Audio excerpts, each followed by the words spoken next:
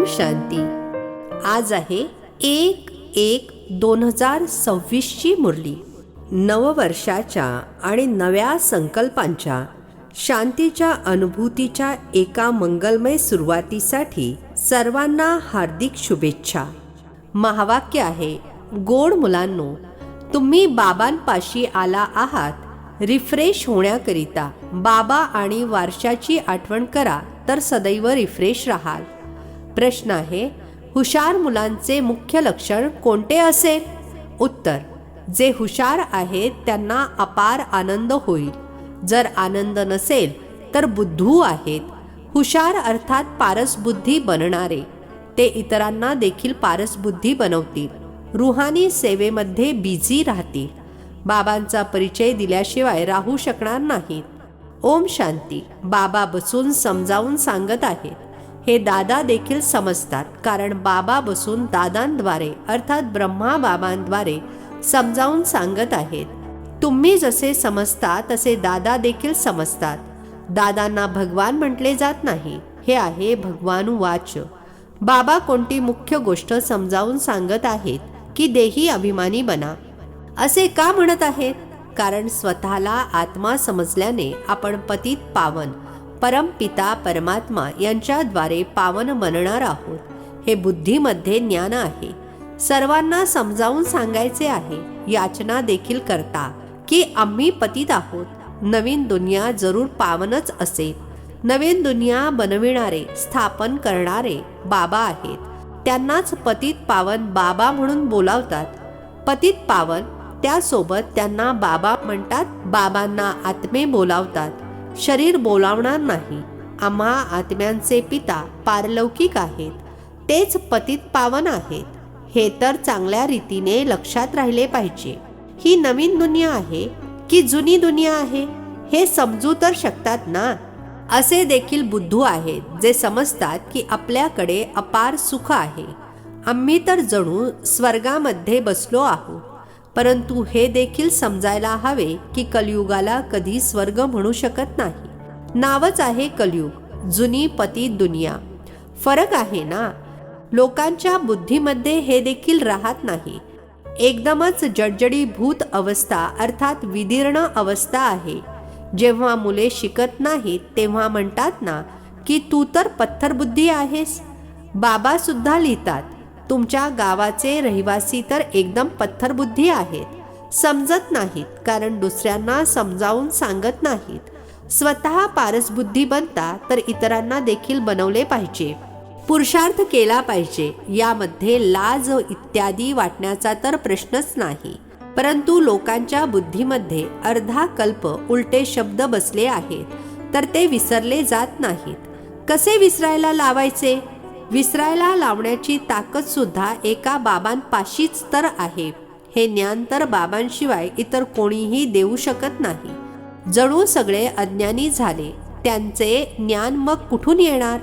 जोपर्यंत ज्ञान सागर बाबा येऊन ऐकवणार नाहीत। तमोप्रधान म्हणजेच अज्ञानी दुनिया, सतोप्रधान अर्थात दैवी दुनिया। फरक तर आहे ना। देवी देवताच पुनर्जन्म घेतात। काळ देखील पुढे सरकत राहतो। बुद्धी देखील कमजोर होत जाते। बुद्धीचा योग लावल्याने जी शक्ती मिळते ती मग नष्ट होते। आता तुम्हाला बाबा समजावून सांगत आहेत तर तुम्ही किती रिफ्रेश होता। तुम्ही यापूर्वी रिफ्रेश होता आणि आरामात होता। बाबा देखील लिहितात ना, मुलांनो, येऊन रिफ्रेश देखील व्हा आणि विश्रांती देखील घ्या। रिफ्रेश झाल्यानंतर तुम्ही सतयुगामध्ये विश्रामपुरीमध्ये जाता। तिथे तुम्हाला खूप आराम मिळतो। तिथे सुख, शांती, संपत्ती इत्यादी सर्व काही तुम्हाला मिळते। तर बाबांकडे येतात रिफ्रेश होण्यासाठी, विश्रांती घेण्यासाठी। रिफ्रेश देखील शिवबाबा करतात, विश्रांती देखील बाबांपाशी घेता। विश्रांती अर्थात शांत, थकून विश्रांती घेतात ना। कोणी कुठे जातात विश्रांती घेण्यासाठी। त्यामध्ये तर रिफ्रेशमेंटची गोष्टच नाही। इथे तुम्हाला बाबा रोज समजावून सांगत आहेत तर तुम्ही इथे येऊन रिफ्रेश होता। आठवण केल्याने तुम्ही तमोप्रधानापासून सतोप्रधान बनता। सतोप्रधान बनण्यासाठीच तुम्ही इथे येता। त्यासाठी कोणता पुरुषार्थ आहे? गोड गोड मुलांनो, बाबांची आठवण करा. बाबांनी सर्व माहिती तर दिली आहे की हे सृष्टीचक्र कसे फिरते, तुम्हाला विश्रांती कशी मिळते. इतर कोणीही या गोष्टी जाणत नाहीत, तर त्यांना देखील समजावून सांगायला हवे, जेणेकरून ते देखील तुमच्यासारखे रिफ्रेश होतील. आपले कर्तव्यच हे आहे, सर्वांना संदेश देणे. अविनाशी रिफ्रेश व्हायचे आहे, अविनाशी विश्रांती मिळवायची आहे. सर्वांना हा संदेश द्या. हीच आठवण करून द्यायची आहे की बाबांची आणि वारशाची आठवण करा. आहे तर खूप सोपी गोष्ट. बेहदचे बाबा स्वर्गर असतात, स्वर्गाचाच वारसा देतात. आता तुम्ही आहात संगम युगावर. मायेच्या शापाला आणि बाबांच्या वारशाला तुम्ही जाणता. जेव्हा माया रावणाचा शाप मिळतो तर पवित्रता सुद्धा नष्ट, सुख शांती देखील नष्ट आणि धन सुद्धा नष्ट होते. कसे हळूहळू नष्ट होते ते देखील बाबांनी समजावून सांगितले आहे. सुखधाममध्ये काही विश्रांती थोडीच असते. सुखधाममध्ये विश्रांतीच विश्रांती आहे. मनुष्यांना भक्ती किती थकवते, जन्मजन्मांतर भक्ती थकवते, गरीब बनवते. हे सुद्धा आता तुम्हाला बाबा समजावून सांगतात. नवीन जे येतात तर किती समजावून सांगितले जाते. प्रत्येक गोष्टीवर मनुष्य खूप विचार करतात, समजतात. कुठे जादू होऊ नये. अरे तुम्ही म्हणता जादूगार, तर मी देखील म्हणतो मी जादूगार आहे. परंतु ही जादू काही ती नाही आहे जी मेंढ्या बकऱ्या इत्यादी बनवेल. तुम्ही काही पशु तर नाही आहात ना. हे बुद्धीद्वारे समजते. गायन देखील आहे. सुरमंडल के साज से. यावेळी माणसे जणू मेंढीप्रमाणे आहेत. या गोष्टी इथल्यासाठी आहेत. सतयुगामध्ये गायले जात नाही. यावेळचेच गायन आहे. चंडिकेचा किती मोठा मेळावा भरतो. विचारा ती कोण होती. म्हणतील देवी, पण असे नाव तर तिथे असत नाही. सतयुगामध्ये तर सदैव शुभ नाव असते. श्री रामचंद्र, श्रीकृष्ण. श्री म्हटले जाते श्रेष्ठ असणाऱ्याला. सतयुगी संप्रदायाला श्रेष्ठ म्हटले जाते. कलयुगी विकारी संप्रदायाला श्रेष्ठ कसे म्हणणार. श्री अर्थात श्रेष्ठ. आताचे मनुष्य काही श्रेष्ठ तर नाही आहेत. गायन देखील आहे. मनुष्यचे देवता किये, कर्तन लागी वार. मग देवतापासून मनुष्य बनतात, कारण 5 विकारामध्ये जातात. रावण राज्यामध्ये सर्व मनुष्यच मनुष्य आहेत. तिथे आहेत देवी देवता. त्याला डीटी वर्ल्ड अर्थात दैवी दुनिया, याला ह्युमन वर्ल्ड अर्थात मानवी दुनिया म्हटले जाते.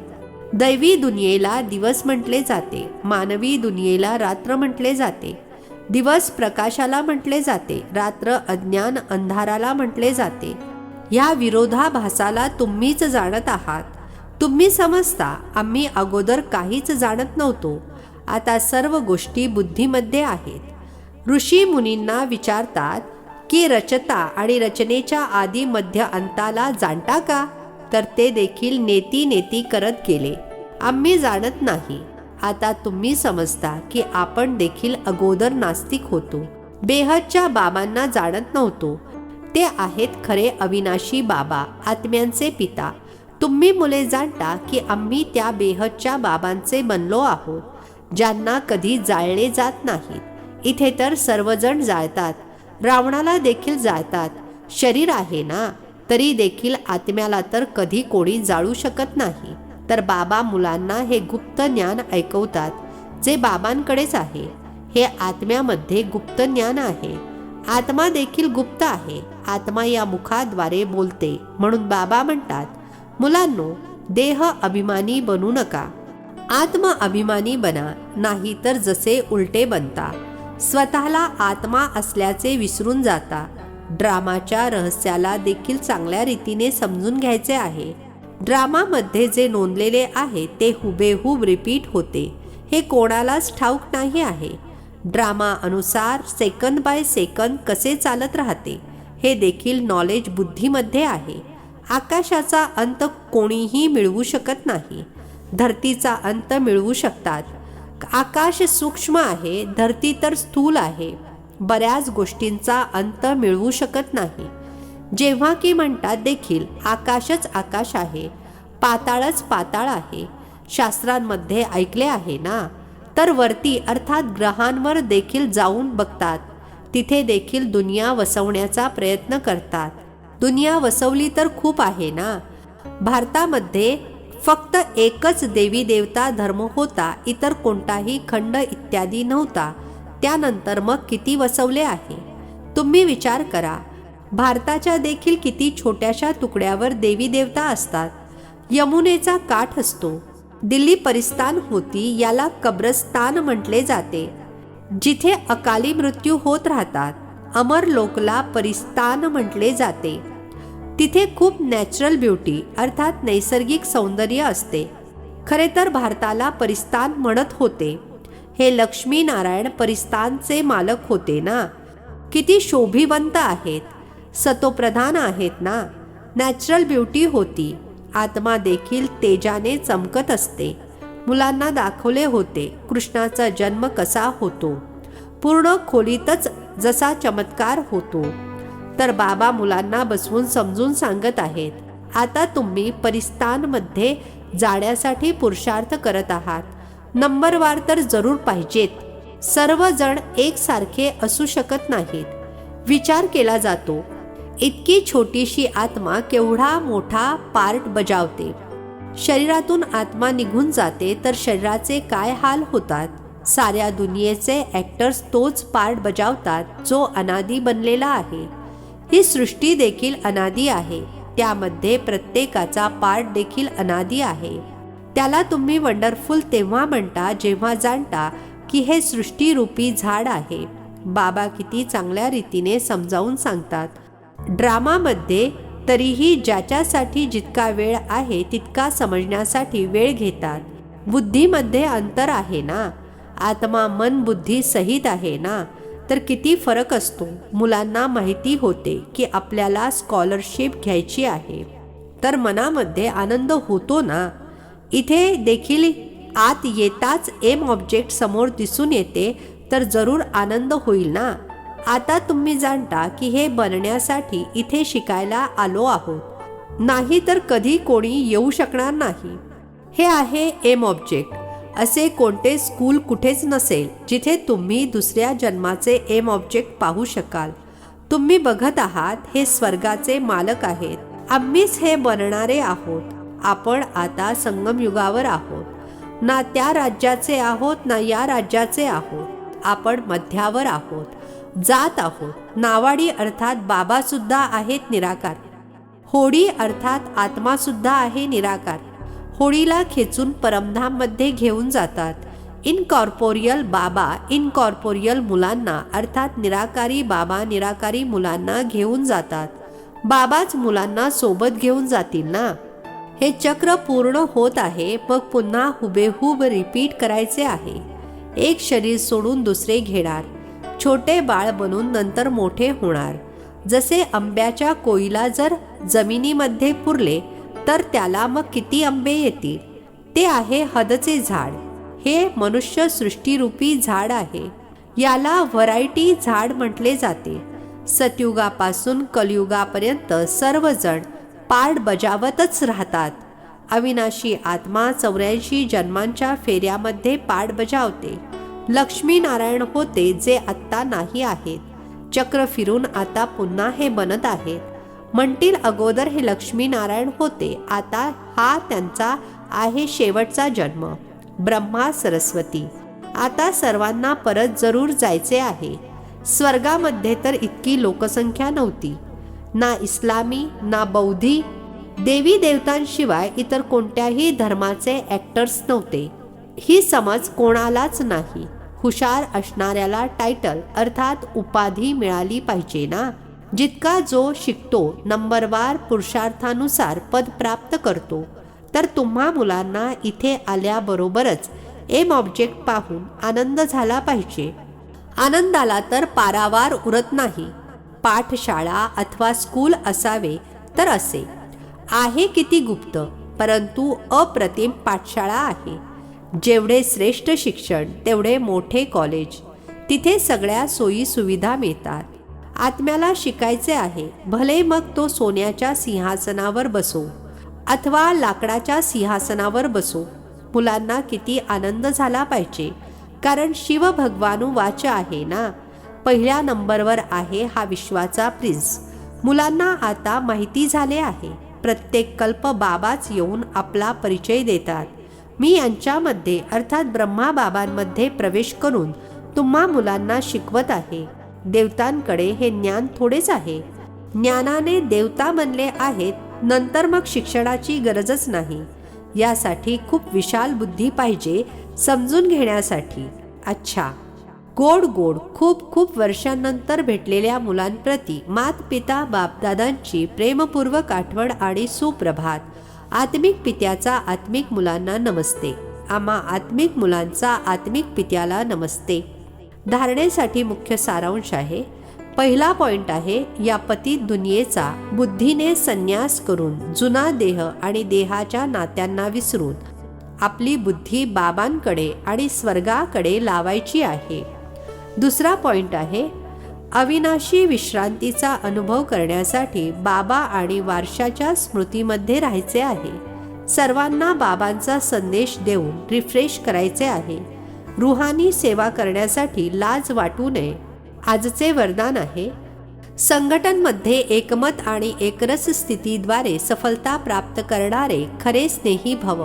संघटनमध्ये एकमत आणि एकरस स्थितीद्वारे सफलता प्राप्त करणारे खरे स्नेही भव. स्पष्टीकरण आहे, संघटनमध्ये एकाने सांगितले आणि दुसऱ्याने मानले, हा आहे खऱ्या स्नेहाचा प्रतिसाद. अशा स्नेही मुलांचे उदाहरण पाहून इतरही संपर्कामध्ये येण्याची हिंमत ठेवतात. संघटन देखील सेवेचे साधन बनते. जिथे माया पाहते की यांची युनिटी अर्थात एकता चांगली आहे, घेराव आहे, तर तिथे येण्याची हिंमत करत नाही. एकमत आणि एकरस स्थितीचे संस्कारच सतयुगामध्ये एका राज्याची स्थापना करतात. स्लोगन आहे, कर्म आणि योगाचा बॅलन्स ठेवणारेच सफल योगी आहेत. कर्म आणि योगाचा बॅलन्स ठेवणारेच सफल योगी आहेत. संगमयुगी सर्व तीव्र पुरुषार्थी भाऊ बहिणींना नवीन युगासोबतच नवीन वर्षाच्या खूप खूप शुभेच्छा. नवीन वर्षाचा हा पहिला जानेवारी महिना गोड साकार बाबांच्या स्मृतींचा महिना आहे.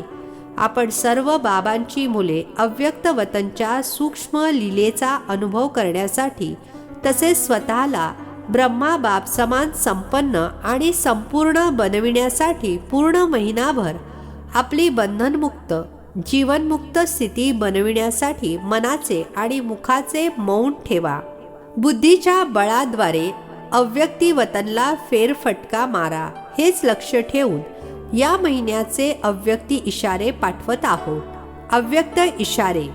या अव्यक्ती महिन्यामध्ये बंधनमुक्त राहून जीवनमुक्त स्थितीचा अनुभव करा. बापदादा इच्छितात की माझा प्रत्येक मुलगा मुक्ती जीवनमुक्तीच्या वारशाचा अधिकारी बनावा. आताच्या अभ्यासाची सतयुगामध्ये नॅचरल लाईफ अर्थात नैसर्गिक जीवन असेल, परंतु वारशाचा अधिकार आत्ता संगमावर आहे. त्यामुळे अजूनही जर कोणते बंधन खेचत असेल तर त्याच्या कारणाचा विचार करा आणि निवारण करा. अच्छा, ओम शांती. नवनवीन मराठी व्हिडिओज प्राप्त करण्यासाठी सबस्क्राईब करा मराठी गॉड रिपोर्ट चॅनलला.